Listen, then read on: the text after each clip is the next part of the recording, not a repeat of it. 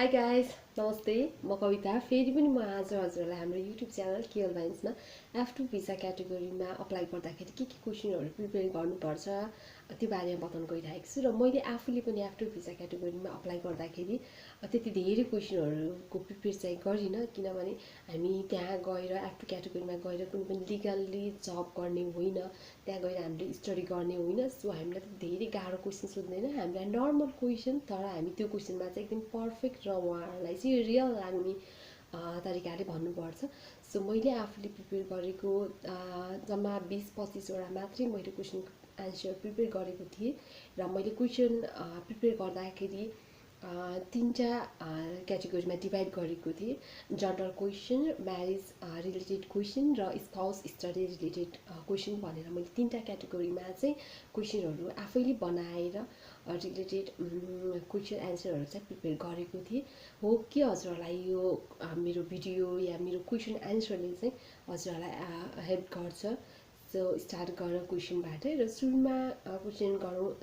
Question prepare गर्दाखेरि general क्वेसनबाट start गरौँ general question भनेको फ्यामिलीभित्र या आफूमा क्वेसन अराइज हुने क्वेसन हो हामीले एमएससीभित्र क्वेसन एन्सर गर्दाखेरि चाहिँ ल्याङ्ग्वेज युज गर्न सक्छौँ एमएससीभित्र हामीलाई सोधिन्छ फर्स्टमा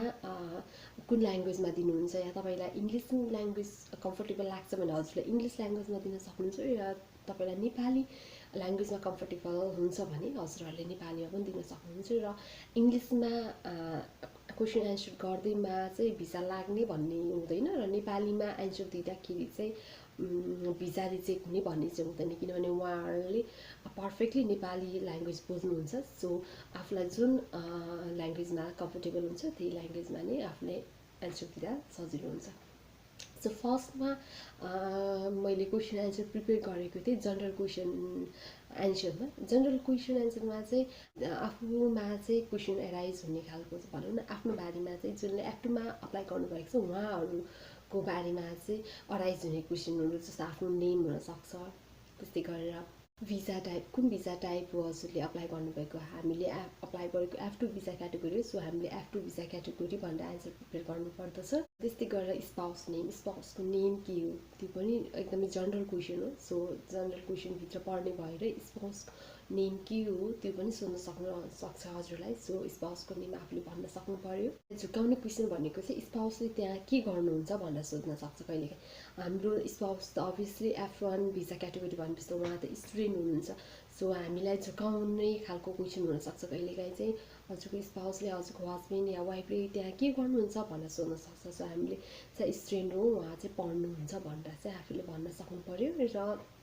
फादर इन ल मदर इन लको बारेमा चाहिँ सोध्न सक्नुहुन्छ फादर इन ल मदर इन ल के गर्नुहुन्छ या उहाँहरूको नेम के हो फादर इन ल मदर इन लको नेम के हो र त्यस्तै गरेर हजुरको स्पाउसको ब्रदर एन्ड सिस्टर या भाइ बहिनीहरू कतिजना छन् दिदी बहिनीहरू कतिजना छन् भने के गर्छन् त्यो पनि सोध्न सक्नुहुन्छ र आफ्नो रिलेटिभ्सहरू अमेरिकामा हुनुहुन्छ कि हुनुहुन्न त्यो पनि सोध्न सक्नुहुन्छ आफूले भन्दाखेरि चाहिँ अमेरिकामा चाहिँ हुनुहुन्न भनेर भन्दा चाहिँ राम्रो हुन्छ किनभने उहाँ हजुरको चाहिँ रिलेटिभ युएसमा हुनुहुँदो रहेछ सो हजुरहरू त्यही नै सेटल हुनुहुन्छ भनेर चाहिँ भन्न सक्छ सो छैन भनेर भन्दा चाहिँ राम्रो हुन्छ र त्यस्तै गरेर हजुरले कति पढ्नुभएको छ हजुरको स्टडी लेभल के हो या जब गर्नुहुन्छ भने कहाँ गर्नुहुन्छ जब यदि हजुरले जब गर्दैछु भन्नुभयो भने चाहिँ जब कसरी छोड्न मिल्छ कि मिल्दैन हजुरले यही नै राम्रो गरिराख्नु भएको छ किन अप्लाई गर्नुभएको छ त्यस्तो पनि क्वेसन सोध्न सक्छ सो सकेसम्म जब गर्दिनँ पढाइ कम्प्लिट गरेँ भनेर भन्दा चाहिँ राम्रो हुन्छ मैले आफूले अप्लाई गर्दाखेरि म ब्याचलर रनिङ थिएँ सो मैले चाहिँ +2 लेभल या मात्रै +2 लेभल मात्रै मैले कम्प्लिट गरेको छु भनेको थिएँ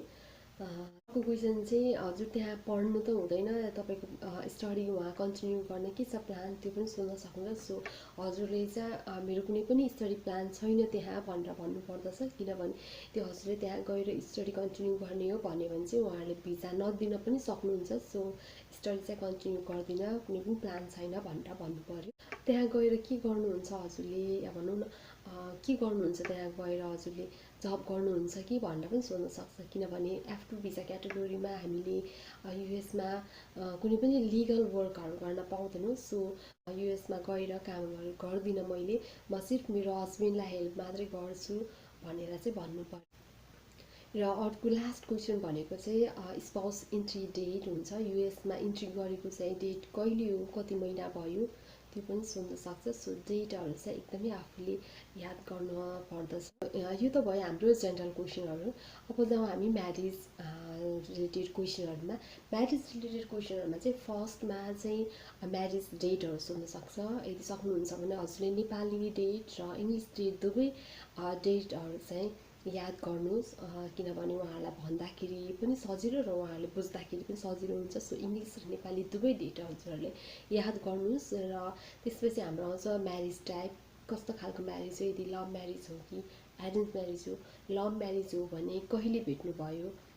आफूले कहिले कति अगाडि भेट हुनुभयो, त्यो बारेमा पनि सोध्छ। यदि एरेन्ज म्यारिज हो भने को थ्रु भेट हुनुभयो, रिलेटिभ्स थ्रु भेट हुनुभयो या साथीहरू थ्रु, त्यो पनि सोध्न सक्नुहोस्। सो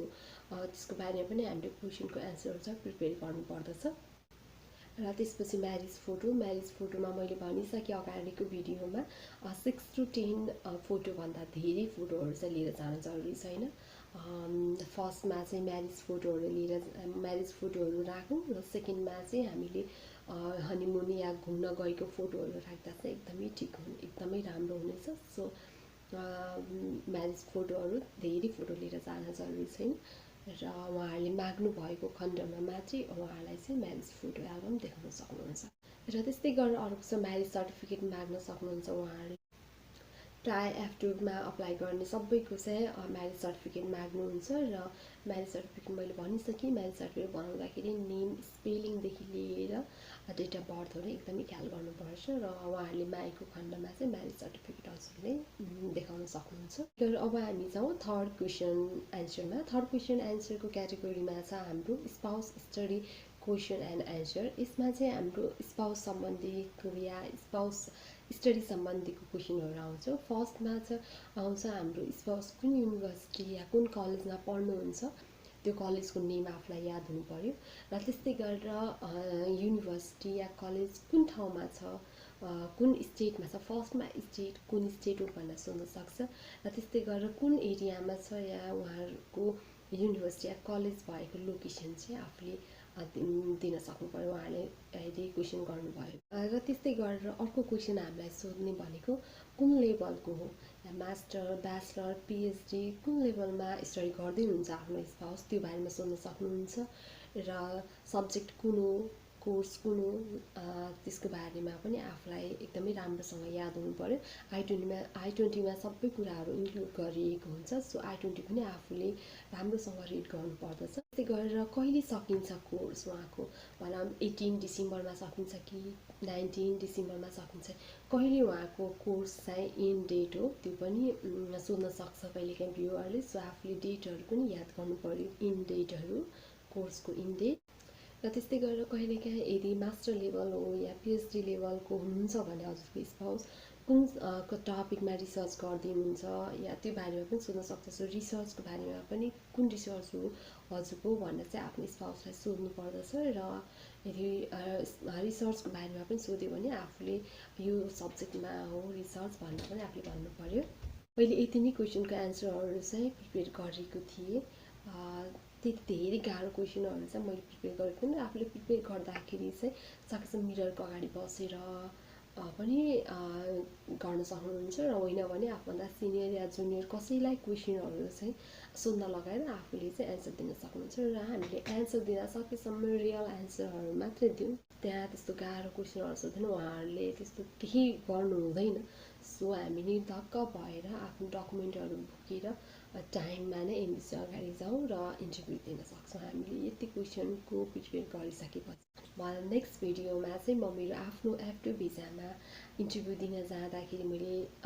मेरो आफ्नो एक्सपिरियन्सहरू चाहिँ म नेक्स्ट भिडियोमा चाहिँ अपलोड गर्नेछु। सो अहिले बाइ बाइ।